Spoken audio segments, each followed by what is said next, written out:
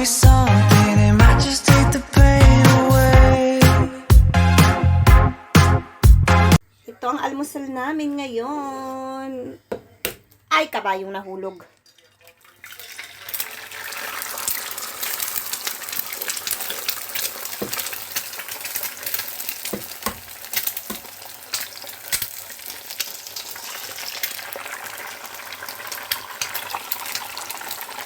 Lagyan natin ng asin. Hindi na magugas ko ng kamay.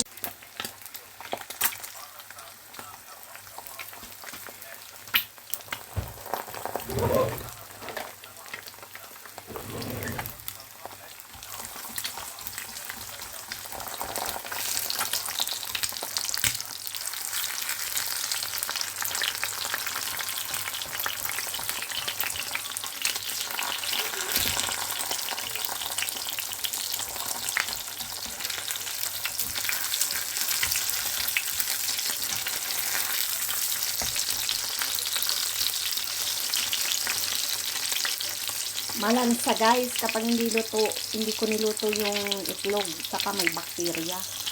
Kaya ganyan, kailangan lutuin natin. Hanguin ko na ang itlog.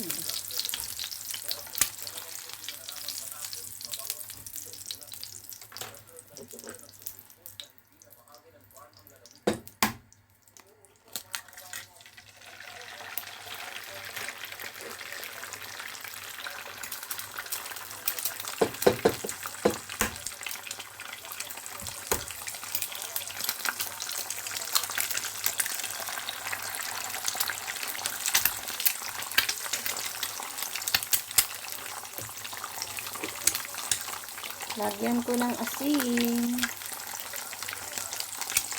Ngayon, hindi bukas.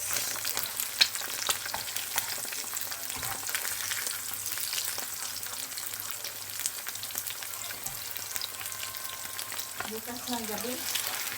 Oo, pwede rin. Nalilunis kami dahil yung pinaritor nito yun na nakita lunis ang sabi ng mananahi.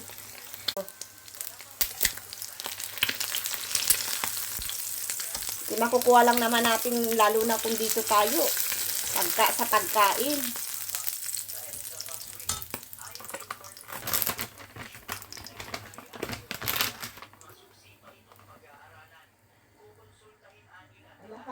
Initin ko rin yung ham guys kasi masarap pag mainit.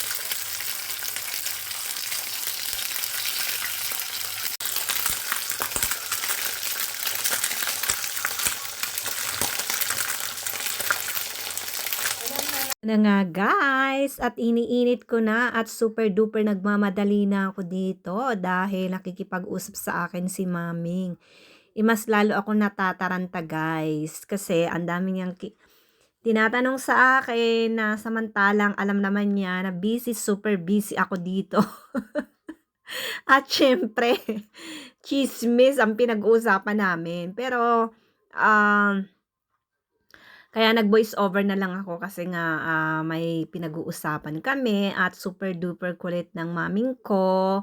Alam niyo na, ang maming ko talagang ganyan siya pag makipag-usap. Kaya secret na lang namin. Charot. So, eto na nga guys at magiinit din ako dito sa kawali ng aming tinapay. Kasi mas gusto ko yung tinapay dito na may konting mantika. Na toasted siya ng konti. 'Di ba ang sarap? Tikman niyo guys, gawin niyo kapag nagprito kayo ng itlog and then ham or kung ano pa man, bacon, ano, bahala na kayo kung anong gusto nyong iprito. Pero pagkatapos, iprito nyo rin yung kaunting, alagyan nyo ng konting mantika, tapos iprito nyo yung tinapay. Super duper duper napakasarap guys. Lalo na i-toasted nyo ng konti. Wag sunog toasted lang ng kaunti. Medyo brown lang siya, ganyan. So, eto na nga guys, kasi pati pag-voice over ko, nabubulol na ako kasi ang kulit ng maming ko. Hindi na makulit, kaya lang, marami siyang tinatanong sa akin. Alam niyo naman ang maming ko 'pag, ah, maraming question, 'di ba? At kailangan kong answerin. Charot. So, eto na nga ang aming, pagmamadali ko dito dahil marami akong, niluluto dahil marami kami ngayon dito sa bahay for today's video. Kaya naman, nagpipreparar ako ng marami para naman marami kaming, kainin na pang-almusal, o 'di ba? And then eto na nga ang aking pag-aanik-anik, kaya sabayan niyo na at siyempre magpapasalamat ako sa inyong pagyakap at pagmamahal sa akin, o 'di ba? Um Please like and share at subscribe naman. Yayaan niyo na si nanay, si tatay, si lola at si lolo at inyong mga kapitbahay at pareho na rin ang inyong mga pinsan at mga tiyo at tiya, bayaw at hipag. Isama niyo na rin. So guys, eto na nga ang aking pag-aanik-anik. Kaya naman, o 'di ba?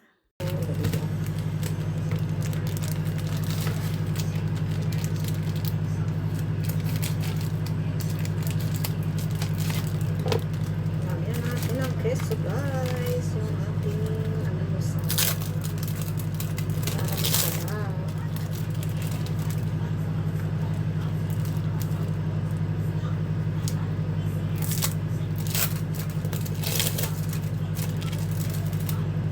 May nabibiling lang speaker para sa ano? Cellphone? Ewan ko, hindi ko alam. Tanungin mo si Nixon. Yes.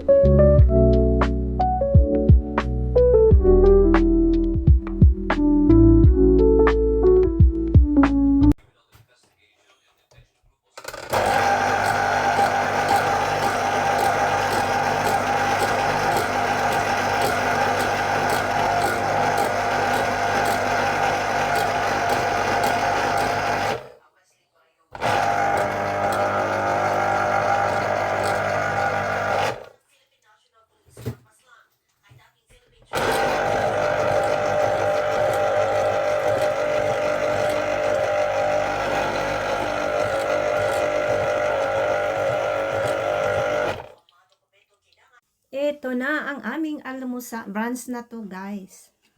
Brunch time, hindi na to almusal. Baka mauwi pa sa dinner. Kaya yan.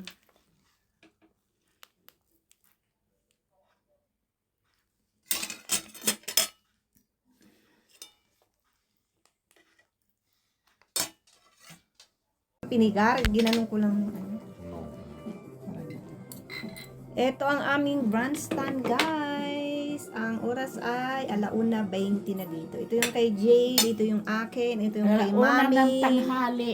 Hindi, kain po tayong lahat at syempre magpasalamat muna tayo sa Panginoon Jesucristo sa lahat ng biyayang binibigay niya sa amin. O, diba? At sa inyo rin, guys. Syempre, wag natin kalimutan ang biyayang natatanggap natin sa pang-araw-araw, ano man ang relihiyon na meron tayo, di ba?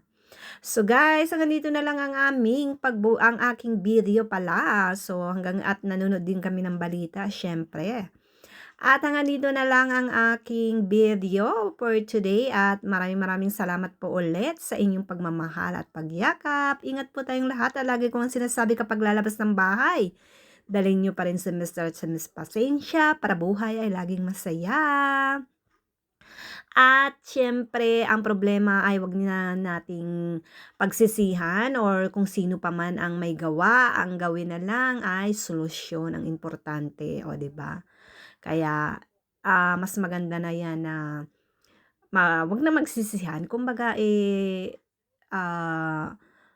solusyon na lang, 'di ba? Lahat naman tayo ay may pinagdadaanan at syempre 'wag tayong makakalimot sa Panginoon Jesucristo na humingi ng kapatawaran at humiling kasi kasabihan nga, 'di ba, kapag humingi ka, ika'y bibigyan, kapag kumatok ka, ikaw ay pagbubuksan. Kaya manampalataya tayo, importante 'yon para lahat ng biyaya na hinihingi natin ay walang posible po na ibigay 'yon sa atin ng buong may kapal ng Panginoong Hesukristo. So guys, ang sarap ng aming pagkain, kaya naman, tara, enjoy lang. Okay, at ngiti.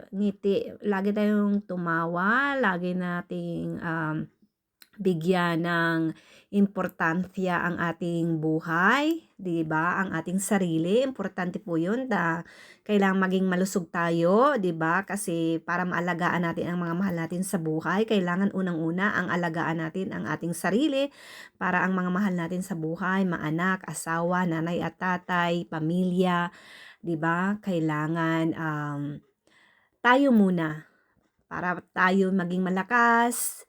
Lahat natin magagawa lahat kapag tayo malakas, 'di ba? Ganun lang 'yun, guys. Importante, sarili muna natin ang mahalin natin, irespeto natin. Importante lakas tayo para lahat natin ay pwedeng mayakap, mabigyan ng pagmamahal, ng importansya, ng oras, lahat 'yun, guys, magagawa natin, 'di ba?